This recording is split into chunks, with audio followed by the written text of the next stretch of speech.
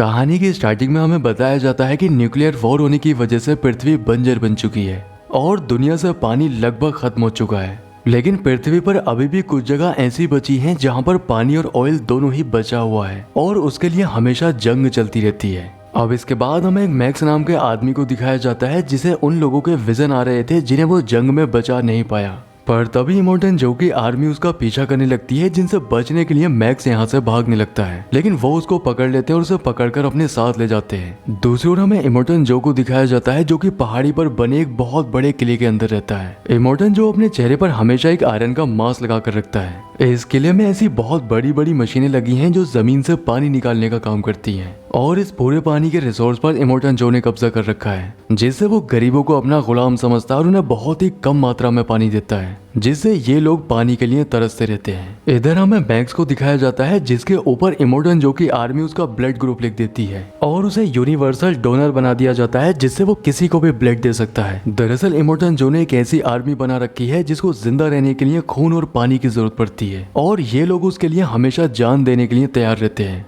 अब मैक्स किसी तरह से अपनी जान बचाकर यहाँ से भागने लगता है, पर तभी उसे जंग में मारे गए लोगों के विजन आने लगते हैं, जिससे वो डिस्ट्रैक्ट हो जाता है। अब वो जैसे ही बाहर आता है वो देखता है कि उसके सामने एक बहुत गहरी खाई है, जिससे इमोर्टन जो की आर्मी उसे फिर से पकड़ लेती है। अब इसके बाद हमें इमोर्टन जो की एक वफादार सिपाही फ्यूरियोसा को दिखाया जाता है जो कि फ्यूल लेने के लिए एक दूसरे कबीले की तरफ जाने लगती है और उसकी सिक्योरिटी में इमोर्टन जो के बहुत सारे सिपाही भी होते हैं। लेकिन आगे चलकर फ्यूरियोसा का माइंड बदल जाता है और वो अपना रास्ता बदलकर पूरब की तरफ जाने लगती है। ये देखकर बाकी सिपाही भी काफी हैरान होते हैं कि आखिर वो ऐसा क्यों कर रही है। अब दूर से इमोर्टन जो भी ये सब देख रहा था और वो ये देखकर समझ जाता है कि फ्यूरियोसा उसे धोखा दे चुकी है, इसलिए जब वो अपने रूम में आकर देखता है तब उसे पता चलता है कि उसकी 5 बीवियां यहाँ से गायब है। दरअसल उसने अपनी 5 बीवियों को बच्चे पैदा करने के लिए यहाँ पर रखा हुआ था, जबकि वो उसके साथ रहना नहीं चाहती थी। अब फ्यूरियोसा की बगावत से इमोर्टन जो को बहुत गुस्सा आता है, वो उसे पकड़ने के लिए अपनी आर्मी तैयार करने लगता है। दूसरी ओर फ्यूरियोसा दुश्मन के इलाके से गुजर रही थी, जिससे वो उनके ऊपर हमला कर देते हैं, लेकिन उसके साथ जो आर्मी थी उन्हें अभी तक पता नहीं था कि फ्यूरियोसा उनको धोखा दे रही है, इसलिए इमोर्टन जो की आर्मी फ्यूरियोसा को प्रोटेक्ट करने का काम करती है। अब इमोर्टन जो ने फ्यूरियोसा को मारने के लिए जिस आर्मी को तैयार किया था वो भी यहाँ पर पहुंच जाती है और यहाँ पर हम एक नक्श नाम के सिपाही को देखते हैं जिसने अपनी गाड़ी के सामने मैक्स को बांध रखा था, जिससे जंग में वो उसका खून पीकर जिंदा रह सके। अब इमोर्टन जो की जितनी भी आर्मी थी वो अपने दुश्मन और फ्यूरियोसा के ऊपर लगातार हमला कर रहे थे, पर आगे चलकर रेत का बहुत बड़ा तूफान इनकी तरफ आने लगता है, जिससे इमोर्टन जो की जितनी भी आर्मी थी वो डरकर पीछे ही रुक जाती है। लेकिन फ्यूरियोसा अपना टैंकर लेकर उस तूफान के अंदर चली जाती है, जिससे वो अपने साथ बाकी लोगों की भी जान बचा सके। पर नक्श जिसकी गाड़ी के सामने मैक्स बंधा हुआ था वो फ्यूरियोसा का पीछा करते हुए तूफान के अंदर चला जाता है। वो आगे चलकर अपनी गाड़ी में फ्यूल गिराने लगता है ताकि वो फ्यूरियोसा की गाड़ी को टक्कर मारकर उसे ब्लास्ट कर सके, क्योंकि इमोर्टन जो के लिए शहीद होना उसकी आर्मी के लिए फक्र की बात मानी जाती है। अब वो जैसे ही फ्यूरियोसा की गाड़ी को टक्कर मारने वाला था तभी अंदर आकर मैक्स उसकी गाड़ी का स्टीयरिंग घुमा देता है और इसी का फायदा उठाकर फ्यूरियोसा उसकी गाड़ी को टक्कर मार देती है, जिससे उसकी गाड़ी पलट जाती है। अब कुछ देर के बाद तूफान जब शांत हो जाता है तो मैक्स उठकर यहाँ से भागने की कोशिश करता है, पर तभी उसे पता चलता है कि उसका हाथ नक्श के साथ बंधा हुआ है। अब नक्श जिस पाइप से मैक्स के खून को पी रहा था वो उस पाइप को काट देता है, लेकिन काफी कोशिश के बाद भी वो उस हथकड़ी को नहीं खोल पा रहा था, इसलिए वो मैक्स को अपने कंधे पर लेकर उस जगह पर पहुंच जाता है जहाँ पर फ्यूरियोसा के साथ इमोर्टन जो की 5 बीवियां होती है। वो उन्हें गन दिखाकर अपनी जंजीर को काटने के लिए कहता है, क्योंकि उनके पास जंजीर काटने का एक औजार होता है। पर एक लड़की जब उसकी जंजीर काट रही थी तब इसी का फायदा उठाकर फ्यूरियोसा उसके ऊपर हमला कर देती है, पर तभी उसे पता चलता है कि मैक्स के पास जो बंदूक थी उसके अंदर बुलेट्स ही नहीं है। कुछ देर के बाद नक्श को भी होश आ चुका था और वो भी मैक्स की मदद करता है, जिससे ये दोनों मिलकर फ्यूरियोसा को पकड़ लेते हैं। लेकिन फ्यूरियोसा मैक्स को समझाने लगती है कि इमोर्टन जो की आर्मी यहाँ पर कुछ ही समय में पहुंच जाएगी, इसलिए हम सभी को यहाँ से जल्दी निकलना होगा। अब मैक्स जल्दी नक्श से अपनी जंजीर काटने के लिए कहता है, इसलिए जब वो उसकी जंजीर काट देता है तो मैक्स उसके भी एक जोरदार पंच मारता है और अकेला ही फिरोजा का ट्रक लेकर यहाँ से जाने लगता है। लेकिन फिरोजा के ट्रक में एक ऐसा सिक्योरिटी सिस्टम लगा था जिससे उसे फिरोजा के अलावा कोई दूसरा चला नहीं सकता था, इसलिए वो आगे जाकर बंद हो जाता है। अब फिरोजा मैक्स के पास आती है और उससे कहती है कि इस ट्रक को मेरे अलावा कोई भी नहीं चला सकता है। हालांकि मैक्स उनमें से किसी को भी अपने साथ लेकर नहीं जाना चाहता था, लेकिन फिरोजा जब उसे बताती है कि इमोर्टन जो की आर्मी यहाँ पर कुछ ही समय में पहुंचने वाली है और हम सभी लोग मर जाएंगे, इसलिए मजबूरी में मैक्स को उसकी बात माननी पड़ती है, जिससे ये सभी लोग ट्रक के अंदर बैठ जाते हैं और यहाँ से जाने लगते हैं। अब ये लोग एक ऐसे इलाके से गुजर रहे थे जो कि बाइकर गैंग का इलाका होता है, लेकिन दूरबीन से पीछे की ओर देखने पर इन्हें पता चलता है कि इमोर्टन जो की आर्मी भी इनका पीछा कर रही होती है। अब फ्यूरियोसा अपना ट्रक लेकर बाइकर गैंग के लीडर के पास पहुंच जाती है। अब फ्यूरियोसा ट्रक से बाहर आकर उस बाइकर गैंग के लीडर से यहाँ से निकलने की परमिशन मांगती है। दरअसल उसकी उस बाइकर गैंग के लीडर से पहले ही डील हो रखी थी कि वो उसे यहाँ से निकलने देगा, इसके बदले में वो उसे बहुत सारा फ्यूल देगी। लेकिन जब बाइकर गैंग का लीडर इमोर्टन जो की आर्मी को यहाँ पर आता हुआ देखता है तब उसे ऐसा लगता है कि फ्यूरियोसा ने उसे धोखा दिया है, इसलिए बाइकर गैंग के लोग उसके ऊपर हमला कर देते हैं। अब मैक्स ट्रक को चलाने का काम करता है और फ्यूरियोसा दौड़कर उस ट्रक के अंदर चली जाती है, जिससे ये लोग बचकर यहाँ से निकल जाते हैं। लेकिन बाइकर गैंग के कुछ लोग उनका पीछा करने लगते हैं। इधर इमोर्टन जो की आर्मी को रोकने के लिए बाइकर गैंग का लीडर एक ब्लास्ट करता है, जिससे एक बहुत बड़ी पहाड़ी टूटकर रास्ते में गिर जाती है और इमोर्टन जो की जितनी भी आर्मी थी वो दूसरी तरफ ही फंस जाती है। लेकिन उनके पास बहुत बड़े बड़े मॉन्स्टर ट्रक होते हैं जो कि पत्थरों के ऊपर चढ़कर दूसरी तरफ पहुंच जाते हैं। इधर बाइकर गैंग के लोग अभी भी उनका पीछा कर रहे थे और वो लगातार उनके ऊपर हमला करने की कोशिश कर रहे थे, लेकिन मैक्स और फ्यूरियोसा दोनों ही एक साथ मिलकर उनका मुकाबला करते हैं और उन सभी को मार देते हैं। पर कुछ देर के बाद इमोर्टन जो की आर्मी भी यहाँ पर पहुंच जाती है और वो भी उनके ऊपर हमला करने लगती है। अब नक्श किसी तरह से ट्रक के ऊपर चढ़ जाता है, लेकिन उसके हाथ में जो जंजीर बंधी हुई थी वो एक जगह पर अटक जाती है, जिससे वो गिरकर ट्रक पर ही लटक जाता है। आगे सीन में हम देखते हैं कि इमोर्टन जो फ्यूरियोसा को मारने के लिए जैसे ही गन निकालता है, उसकी प्रेग्नेंट बेबी बाहर आ जाती है, जिसे देखकर वो रुक जाता है क्योंकि वो उसकी संतान को जन्म देने वाली थी।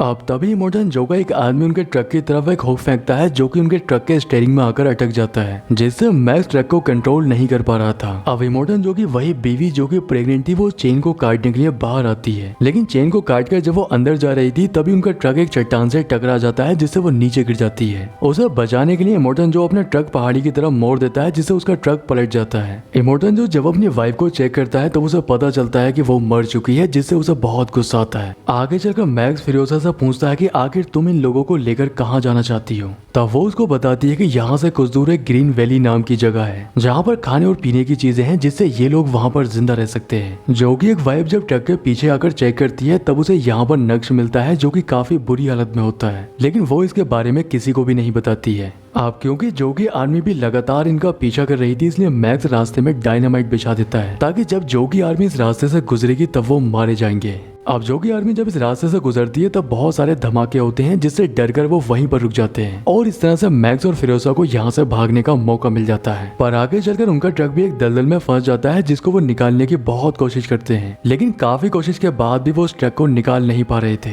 पर तभी उनकी तरफ इमोर्टन जो का एक टैंक आने लगता है। हालांकि मैक्स और फ्यूरियोसा दोनों ही मिलकर उस पर हमला भी करते हैं, पर वो ज्यादा देर तक हमला नहीं कर पाएंगे क्योंकि उनके पास इतनी गोलियां नहीं थी। अब नक्श मैक्स से कहता है कि मैं इस ट्रक को निकालने में तुम्हारी मदद कर सकता हूँ।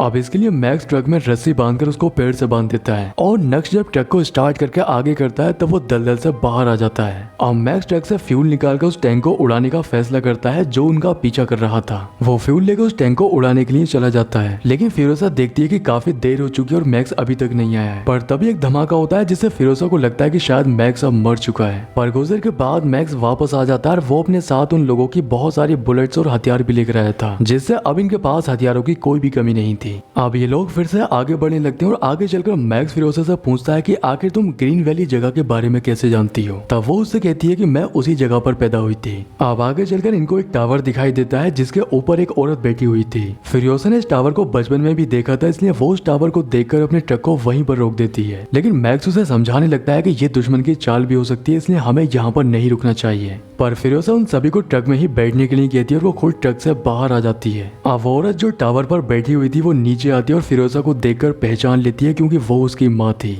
अब कुछ बाइक पर सवार औरतें इनकी तरफ आने लगती हैं और ये सभी औरतें फ्यूरियोसा के ही कबीले की होती हैं, जो उसको देखकर पहचान लेती हैं। अब फ्यूरियोसा उनसे ग्रीन वैली जगह के बारे में पूछने लगती है, तब वो उसको बताती हैं कि उस जगह को तुम पीछे ही छोड़ आई हो। दरअसल जिस जगह पर इनका ट्रक फंसा हुआ था वही जगह ग्रीन वैली है, लेकिन न्यूक्लियर वॉर होने की वजह से उस जगह का पानी भी जहरीला हो चुका है, जिससे अब वो जगह रहने लायक नहीं बची है। ये सुनकर फ्यूरियोसा को बहुत दुख होता है क्योंकि उसकी आखिरी उम्मीद भी खत्म हो चुकी थी। रात को वो मैक्स से कहती है कि यहाँ से कई सौ किलोमीटर दूर एक और जगह है जहाँ पर पानी हो सकता है, लेकिन यहाँ से हम अपना सफर अब बाइक से तय करेंगे। लेकिन मैक्स उसके साथ सफर करने से मना कर देता है। वो उससे कहता है कि मैं अपना सफर अब अकेले ही तय करूंगा। अब वो सभी लोग जब बाइक लेकर यहाँ से जा रहे होते हैं तो मैक्स उनको जाता हुआ देख रहा होता है, लेकिन तभी उसे उस लड़की के विजन आते हैं जिसमें वो उससे कहती है कि तुम्हें उन लोगों की मदद करनी चाहिए। इसलिए मैक्स उस लड़की की बात मानकर उनके पीछे जाने जाने लगता है और आगे जाकर वो उनको रोक लेता है। वो फिरोजा से कहता है कि तुम जिस जगह पर जाना चाहती हो जरूरी नहीं है कि वहाँ पर पानी हो, इसलिए हमें वापस इमोर्टन जो के ही किले में जाना होगा क्योंकि वही एक ऐसी जगह है जहाँ पर पानी है। वो उसको मैप दिखाते हुए बताता है कि इमोर्टन जो इस समय किले में नहीं है, इसलिए हम दूसरे रास्ते से जाकर उसके किले पर कब्जा कर सकते हैं। अब फिरोजा को भी उसकी बात समझ आ जाती है, इसलिए ये सभी लोग उसके किले की तरफ जाने लगते हैं। लेकिन इमोर्टन जो भी अपने सिपाहियों के साथ उनको किले की तरफ जाता हुआ देख रहा होता है और वो भी अपने सिपाहियों के साथ उनका पीछा करने लगता है। इमोर्टन जो कि जितनी भी आर्मी थी वो उनके ऊपर हमला करके उन्हें किले की तरफ जाने से रोकने लगती है,